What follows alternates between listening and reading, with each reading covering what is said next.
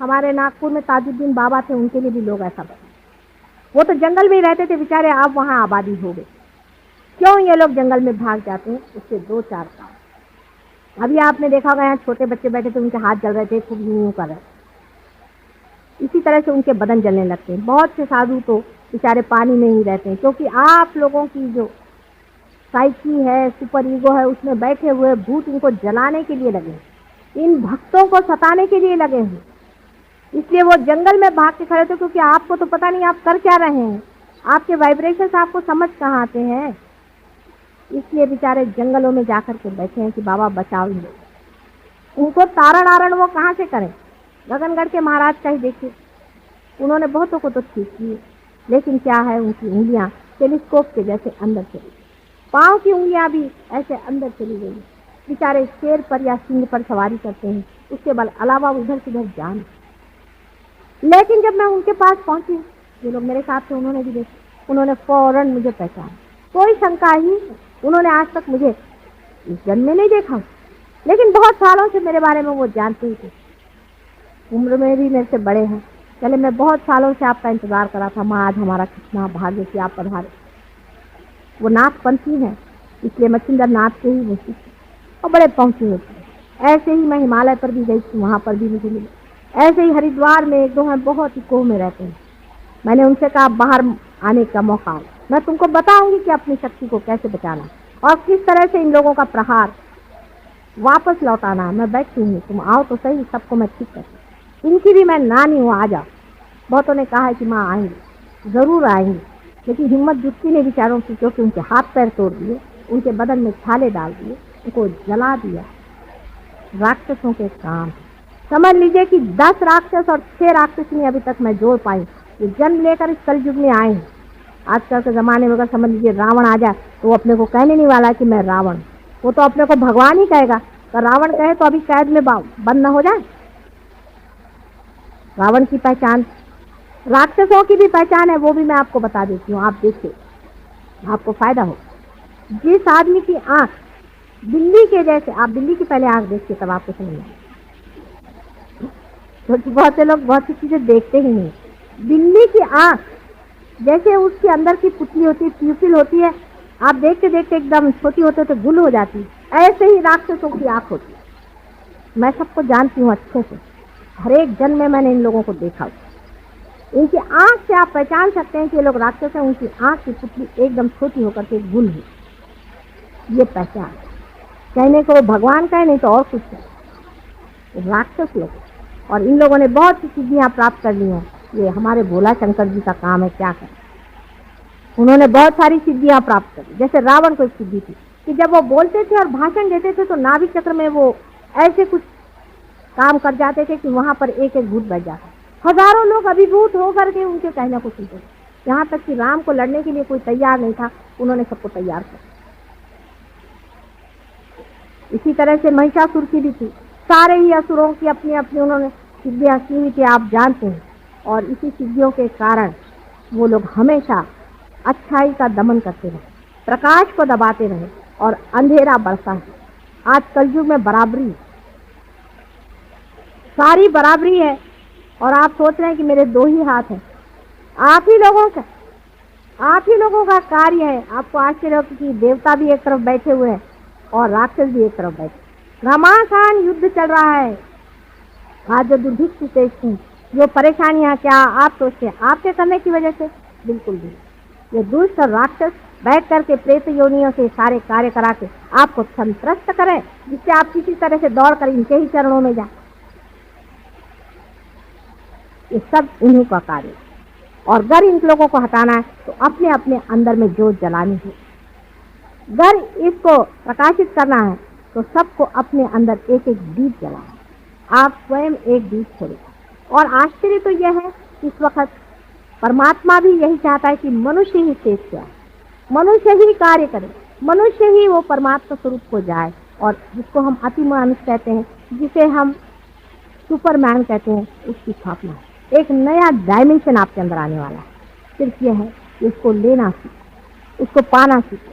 बुद्धि के कसौटी पर इसे अभी उतारा नहीं जा सकता। क्योंकि अगर बुद्धि से आप समझना चाहें तो आपको सिर्फ मेरा हाथ ही दिखाई दे रहा है, इसके अंदर से बहने वाले अव्यक्त धाराएं नहीं दिखाई दे रही।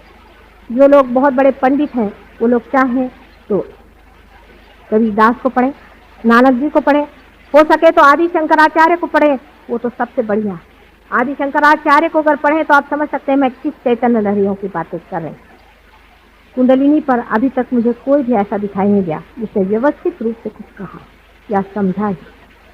थोड़ा थोड़ा ज्ञान हो जाने से ही कभी कभी बड़ा भारी भयंकर अनर्थ होता। ऐसा ही अनर्थ कुंडलिनी के बारे में भी आज तक होता रहा ही हो, नहीं तो इस तरह की विचित्र बातें न जाने किस समझ से इन लोगों ने लिखी हो। लेकिन तो भी मनुष्य की दृष्टा स्थिति इतनी ऊंची है जैसे देवी भागवत आप पढ़ें, मार्कंडेय स्वामी की सप्तशती आप पढ़ें, आपको आश्चर्य होगा कि कितनी गहराई से, कितनी छोटे छोटे डिटेल्स में उन्होंने इस चीज को जाना। असल में जब तक आपका रियलाइजेशन नहीं होता तब तक सभी कुछ करना व्यर्थ। कृष्ण ने भी यही कहा था कि पहले उसको अंदर ही पालो, लेकिन समझने वाले ने समझा नहीं। वो पहले अंदर पालो फिर कहते बाहर तुम लड़ने जाओ। उनका मतलब था तुम साक्षी हो जाओ, साक्षी होने के बाद तुमसे हो रहा है अकर्म चला जा रहा है, आप कुछ करते ही नहीं, वो ईगो ही खत्म हो गया, वो सुपर ईगो ही खत्म हो गया जो करता है, करने ही वाला टूट जाएगा। ये वो कह रहे थे लेकिन जब माना नहीं तो वो तो डिप्लोमैट थे, राजकारणी थे। कृष्ण की भी अपनी एक तरह के गुरुत्व है, उनका गुरुत्व बड़ा मजेदार है, बड़े भारी राजकारणी थे। इसको मैं कहती थी एब्सोल्यूट प्योर पॉलिटिशियन। ऐसा बड़ा पॉलिटिशियन था वो, और वो सबको जानता था कि इन महामूर्खों को ठीक करने का यही तरीका। जिस वक्त में कि एक बच्चा है वो अपने घोड़े को गाड़ी के पीछे बांध करके हाँक रहा है, तो बाप आकर के कहता है चलने दो घोड़ा, ऐसे ही चलने दो, हाँकते रहो पहुंच जाओ। फिर बच्चा जब हार कर सोचता है अरे घोड़ा तो चल ही नहीं रहा, तब उसको फिर समझ में आता है कि घोड़े को आगे करना चाहिए और तब हार। इसीलिए उन्होंने कहा कि अच्छा तुम कर्म योग करो। अब देखिए उसमें डिप्लोमेसी कृष्ण की दी। कृष्ण के जैसा भी गुरु मिलना बड़ा कठिन। ऐसा गुरु है कि उसके लिए बहुत ही बुद्धि की तीक्ष्णता प्रखरता चाहिए। आज तक आपको किसी ने बात नहीं बताई होगी तो मैं आज बताऊंगी, आप सुन ली। उन्होंने कहा कि अच्छा तुम कर्म करो, लेकिन जो कर्म का जो फल है परमात्मा पे ये हो ही नहीं सकता, बिल्कुल एब्सर्ड कंडीशन। जब आप किसी चीज को कर रहे हैं और जान रहे हैं कर रहे हैं, आप उसको किसी और पे कैसे छोड़ सकते? घोड़ा पीछे करके ही हाँकने को कह रहे हैं। दूसरा उन्होंने कहा कि तुम भक्ति करो। देखिए इसमें भी देखिए बड़ा सुंदर है, तुम अनन्य भक्ति करो। जब दूसरा कोई नहीं रहे तब भक्ति कैसे होने वाली है? मतलब ये कि जब मिलन हो गया तब भक्ति किसकी करनी? उन्होंने कहा पुष्पम फलम तोयम, जो कुछ भी तुम मुझे दो मैं ले लूंगा। लेकिन देने के वक्त उन्होंने यही कहा है कि तुम अनन्य भक्ति करो। एब्सर्ड बात है, क्योंकि एब्सर्डिटी पे ही आदमी का सर चकराएगा और तभी वो ठिकाने से आएगा। वो सोचते नहीं थे कि ऐसे आदमी क्या खलाने वाली।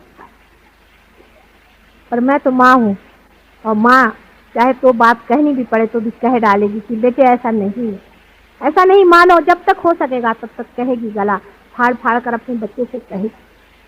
माँ का हृदय और होता है, इसे डिप्लोमेसी नहीं झेली जाती। बहुत देर, बहुत हो गया, बहुत खुद, बहुत परेशानी, लोग कष्ट इस चीज में भरमा गए। अब जरूरत है इस चीज को करने की, और हो रही। आप लोग भी इस चीज को पा रहे हैं, जिन्होंने पाया है, जिन्होंने जाना है वो कल भी यहाँ पर प्रोग्राम है उससे जरूर आए। जिन्होंने नहीं पाया है वो क्या है। हमारे यहाँ और भी जगह भारतीय विद्या भवन में हम लोग हमेशा के लिए चाह रहे हैं कि कुछ ऐसी जगह बने जहाँ लोग आते रहें।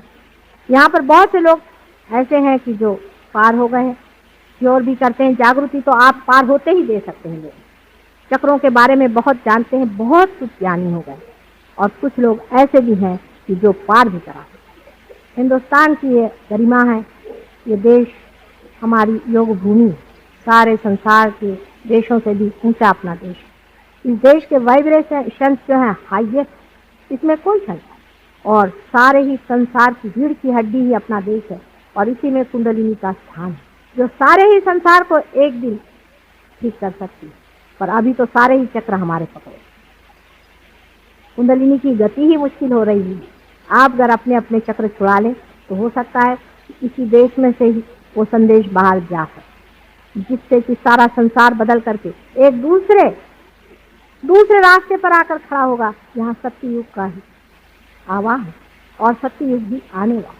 ये सत्ययुग के आने की बात है, लेकिन अब यह आपकी स्वतंत्रता और आपकी सत्ता पे छोड़ा गया है कि आप चाहें तो इसे ले या संहार की ओर जाए। ऐसे ही कैंसर जैसे रोग और युद्ध जैसी बातें ये सब हमारे संसार को खत्म करेंगे। अगर आप लोग चाहें तो इसे ले सकते हैं और संसार को उजियारा में डाल सकते हैं, और नहीं तो अंधकार आकर के परमात्मा चाहे हजारों सृष्टियां बना सकता है। एक एक्सपेरिमेंट फेल हो गया, ऐसा ही हो सकेगा। अब यह आखिरी ही कूदना है, इसमें देखना है कितने लोग अपने को लगाते हैं। बहुत बहुत आप सबका धन्यवाद। 3 दिन का सेमिनार बहुत प्रेम पूर्वक हुआ और बहुत लोगों ने इस प्रेम को स्वीकार किया, इसलिए एक माँ के नाते मैं आप सबका बहुत बहुत धन्यवाद मानती हूँ। वैसे ही हमारे बहुत से बच्चों ने बड़ी रात दिन मेहनत करके और औरों को तारण करने के लिए इतनी मेहनत की है, और इसी तरह से करते रहे। ऐसे ही उनको आशीर्वाद देकर, आप सबको मेरे प्रेम का आशीर्वाद देकर मैं आपको विदा। उसको सभी समझता था, 5 साल के भी नहीं थे, उससे भी छोटे थे। तो मैंने उनसे कहा अगर यही बात थी तो काहे के लिए द्वारिका में बैठे हुए वो द्रौपदी के वस्त्रहरण के वक्त में दौड़े गए थे वहां।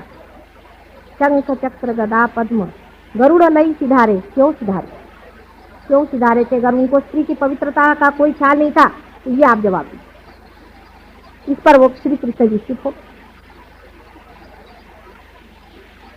कहाँ तो एक उंगली पर गुरु को पकड़ने वाले वो श्री कृष्ण, और आजकल हर एक गली में और बाजार में मिलते हैं, जहाँ जाइए वहाँ एक श्री कृष्ण है, एक शिव जी भगवान। कहाँ शिव जी भगवान, कहाँ श्री कृष्ण? कुछ आपकी बुद्धि बच गई है या नहीं? मुझे कभी कभी बड़ा आश्चर्य, बहुत ही आश्चर्य होता है कि मनुष्य जो कि बुद्धि की इतनी प्रगल्भता में पहुंच गया, जिसको परमात्मा ने सारी ही बुद्धि के आवरण खोल दिए, ऐसे मनुष्य के बुद्धि में धर्म के मामले में इतना पर्दा क्यों? अपने ही देश में नहीं है। इसकी तो बात यह है कि परदेश में भी इस कदर अंधकार। एक वहां योगी जी पहुंचे हुए थे, उनके शिष्य हमसे मिलने आए। वो हमारे सामने आए, देखते क्या उनका आज्ञा चक्र और नाभि चक्र दोनों को गोल घुमा दिया, और वो भजन गा रहे हैं। उन्हीं उल्टा घुमाने का मतलब है आदमी जो पागल होता है, अब आप जब पार हो जाए तो आप भी देखिएगा, जब आदमी पागल हो जाता है तो उसका आज्ञा चक्र और नाभि चक्र उल्टा घूमता। ये सब प्रेत सिद्धता, स्मशान सिद्धता हमारे देश में, भारतवर्ष में पुराने जमाने से चली आ, उसके बारे में हमारे यहाँ कोई जानता नहीं है, ऐसी बात नहीं। लेकिन उसकी और ये जरूर है कि आधुनिक शिक्षण व्यवस्था में उधर ध्यान नहीं, इसको मराठी में भी कहते हैं कि करणी। ये जो देवियां आती हैं किसी के बदन में और हम लोग उनको कुंकू लगाने जाते हैं, उनके अंदर भूत आते हैं, हमें समझ में क्यों नहीं आता? ये सब प्रेत विद्या और स्मशान विद्या है। इसका भी एक बड़ा भारी साइंस है, उस पर भी मैं कभी चाहे तो बताऊंगी आपको, पर आज दत्त महाराज के चरणों में खड़ी हूँ। इसको भी जान लेना चाहिए। ये सब महामूर्खता के लक्षण हैं जो हम ऐसे दूसरों के हाथों में अपने को देते। कम से कम अपनी बुद्धि को सही रखें, थोड़ा सा झटक के सोचें। जब कभी भाषण में आप जाएं तो आप सोचिए कि आदमी बोल क्या रहा है और कर क्या रहा है। इसका बोलना और करना, इसमें अंतर वो कभी भी गुरु हो ही नहीं सकता। इसको आप समझ। अभी हम कहें कि हम ऐसे हैं वैसे हैं, और कल हम लपके संसारिक चीजों के पीछे में, तो हम कभी भी वैसे हो नहीं।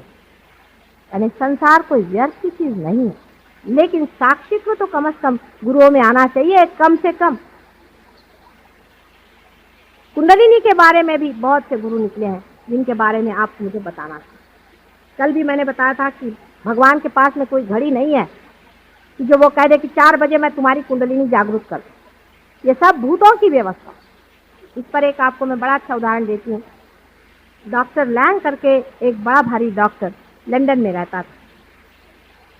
उसने कुछ बहुत शोध किए थे और वो चाहते थे कि लोगों को उसे क्योर किया जाए, लेकिन अकस्मात उनकी एक एक्सीडेंट में मृत्यु हुई। इसके कारण वो अपना जो शोध था लोगों को बता नहीं पाए। तो उन्होंने, जब उनकी मृत्यु हो गई, हम जब मरते हैं तो पूरे नहीं मरते, थोड़ा सा हिस्सा गिर जाता है, बाकी सूक्ष्म शरीर जीवित है। तो उन्होंने इस सूक्ष्म शरीर में यह सोचा कि चलो किसी के अंदर घुस कर ही प्रवेश करके दे। तो एक वियतनाम में एक सोल्जर लड़ रहा था, उसके शरीर में उन्होंने प्रवेश किया। और उससे कहा कि तुम मेरे लड़के के पास चलो और उससे ऐसी ऐसी बात बताओ। अब ये सोचे कि डॉक्टर लैंग को ऐसा ही करना था तो अपने लड़के के अंदर क्यों नहीं घुसे, क्योंकि जानते थे कि इसके कुछ परिणाम भी। तो उन्होंने कहा कि अच्छा तुम मेरे लड़के से जाकर सारी बात बताओ और उसको हमारी बात पट जाए। जब ये सोल्जर उस लड़के के पास गया और उसे जाकर बताया तो वो इस बात को मान गया। उसने कहा कि हाँ ये तो सब बातें सिर्फ मेरे पिताजी का किसी को मालूम नहीं। उसने कहा चलो तुम क्लिनिक खोलो। उन्होंने एक बड़ा भारी एक ऑर्गेनाइजेशन बनाया जिसके मातहत वो लोगों को ठीक करते। अब डॉक्टर लैंग के साथ बहुत से और डॉक्टर उनके साथ जुड़ गए, वो भी ये कार्य करते थे। अभी तक वो हो रहा है कार्य। वो आपसे बताते हैं कि आप अगर उनको चिट्ठी लिखे हमें तकलीफ है, शिकायत है, आपसे बताते हैं अच्छा 5 बजे शाम को बराबर इस वक्त आपके अंदर कुछ हो, कोई ना कोई अंदर व्यक्ति घुस करके आपके साइकोलॉजी में, साइकी में, जिसको हम सुपर ईगो कहते हैं, उसके अंदर घुस के और इस कार्य को करते। एक भूत निकाल के दूसरा भूत बिठा दे। अगर आप शराबी कबाबी होंगे तो शराब कबाब ठीक हो जाएगा, क्रोध आने लग जाएगा। ये इन लोगों का कार्य है। पर बेचारे बहुत सीधे हैं, क्योंकि वो लोग कम से कम ये तो कहते हैं कि हम स्पिरिट का काम करते हैं, वो ये नहीं कहते कि हम भगवान का काम करते हैं। लेकिन अपने देश में तो लोग पक्के भूत नहीं राक्षसों का काम करते हैं और उसको भगवान का नाम लेते हैं। ऐसे लोग अगर किसी को थोड़ा सा ठीक भी कर दें तो उससे क्या फायदा। कुंडलिनी जिससे खराब हो, अपनी माँ पे जहाँ चोट है, ऐसी जगह जाने की कोई जरूरत नहीं। आज नहीं कल आप लोग जरूर पार हो जाइएगा, लेकिन गलत रास्ते पे मत जाइए। एक बार आपकी कुंडलिनी खराब हो जाएगी तो मैं उसमें कुछ भी नहीं करता, सारा ही कार्य खत्म हो जाएगा। जिन जिन की कुंडलिनियाँ खराब हो गई है, आप लोग जानते हैं, आप में से बहुत से लोग पार हुए हैं, कितनी तकलीफें हमने उठाई। कुछ लोगों पर तो हाथ रखते वक्त इन लोगों के हाथ में बड़े बड़े ब्लिस्टर था, बहुत बड़े बड़े ब्लिस्टर था। और उन लोगों से जब मेरे और हाथ करते उनको भी कभी कभी थोड़ा थोड़ा ब्लिस्टर जैसा आ जाता है, पर जलता तो बहुतों का हाथ है। मेरे पास तो एकदम ठंडी ठंडी हवा चल रही, लेकिन उनके हाथ जल रहे हैं, क्योंकि मैं चाह रही हूँ उनकी सत्ता को स्थापना दूँ और उनके अंदर तो कुछ और ही सत्ता बैठी है।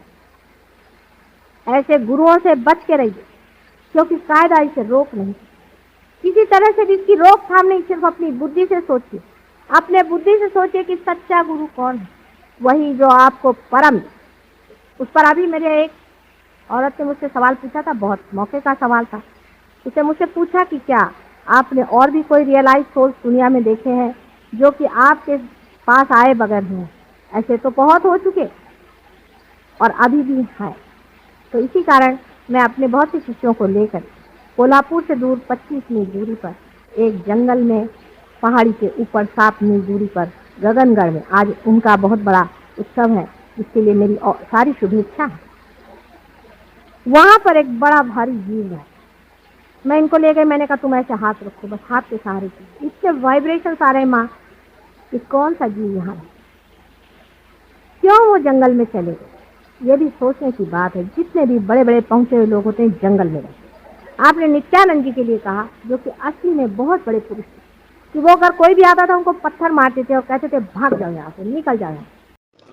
सभी सहजियों से विनती है, हमारे इस चैनल को सब्सक्राइब करके सहज को फैलाने में हमारी मदद करें।